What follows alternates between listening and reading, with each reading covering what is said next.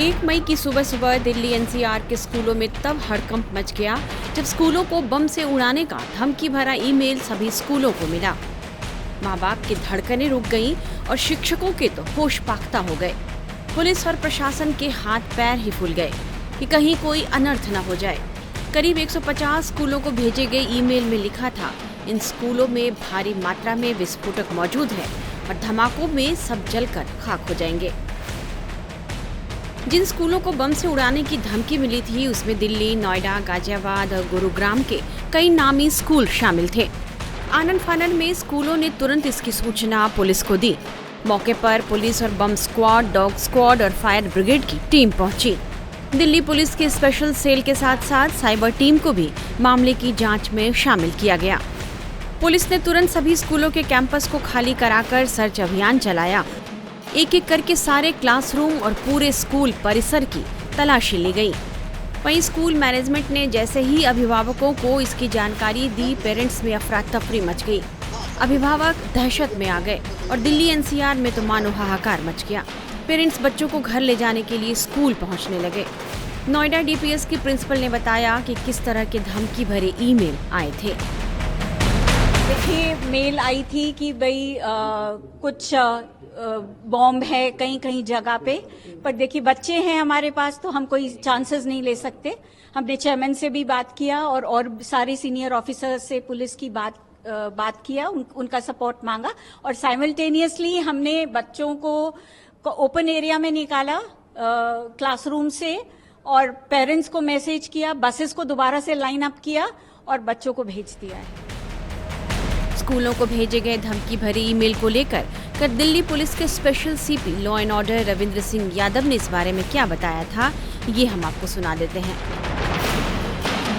वो काफ़ी स्कूल्स में आज ये ईमेल आया है और कल कुछ हॉस्पिटल्स में भी आया है, तो उस पर अलग से काम चल रहा है। बाकी जैसा अभी आपने देखा, एलजी साहब इस डीवी स्कूल में आए थे मॉडल टाउन में, तो इस प्रकार काफ़ी स्कूल्स में कॉल आई। हमारे ऑफिसर सब जगह मुस्तैदी से चेक कर रहे हैं, इवैक्यूएट भी कर रहे हैं और थॉरो चेकिंग चल रही है। बॉम्ब डिस्पोजल स्क्वाड, बीडीटी है, स्निफर डॉग्स हैं, फायर ब्रिगेड को भी स्टेशन किया हुआ है।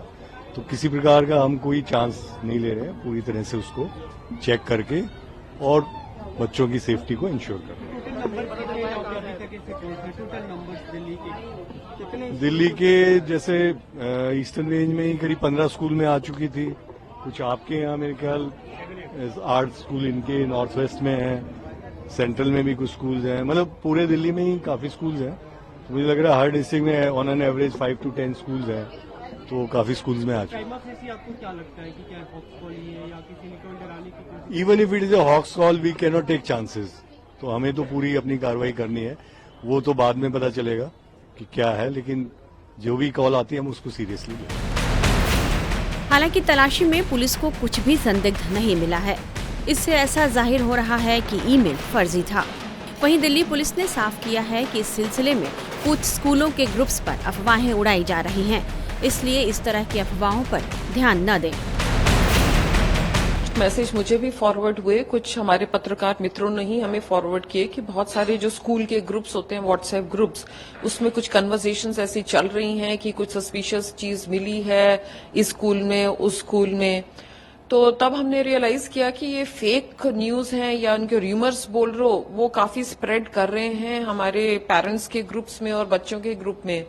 तो मैं आपके जरिए I just want to tell Delhiites को भी और पेरेंट्स को भी कि आपके पास जब भी कोई मैसेज आता है, आज हम उस एज में है जहां पर हमारे पास एआई है, डीप फेक हैं और इस तरह के मैसेजेस हैं, इसको आपको देखना चाहिए कि क्या अथॉरिटी कौन वेरीफाई कर रही है कि नहीं कर रही, ये सोर्स क्या है, इस जो खबर आपके पर पहुंच रही है उसका सोर्स क्या है, उसकी ऑथेंटिसिटी क्या है, कैसे आप मानेंगे कि ये सच कहा जा रहा है।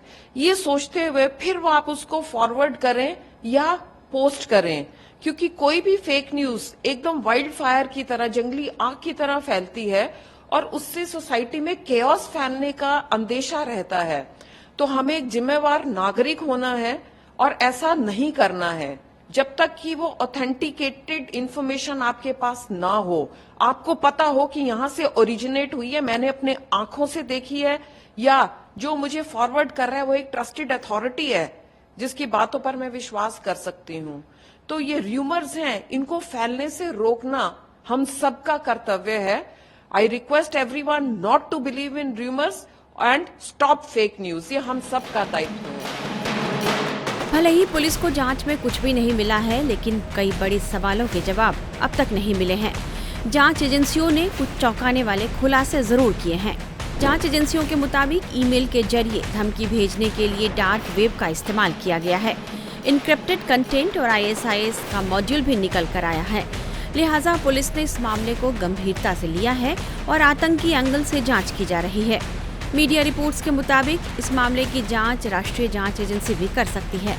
हालांकि अभिभावकों की घबराहट और दहशत को देखते हुए केंद्रीय गृह मंत्रालय ने बयान जारी कर बताया है कि ये धमकी सिर्फ एक अफवाह थी और किसी भी छात्र और उनके परिवारों को घबराने की जरूरत नहीं है। कुछ यही बात दिल्ली पुलिस ने भी कही है। इसलिए सवाल तैर रहे हैं कि क्या ऐसा ईमेल महज लोगों को डराने के लिए भेजा गया था। इन सवालों के बीच आज कई स्कूलों में सामान्य स्थिति रही और बच्चे हमेशा की तरह स्कूल पहुंचे। टाइम्स नाउ नवभारत डिजिटल की रिपोर्ट।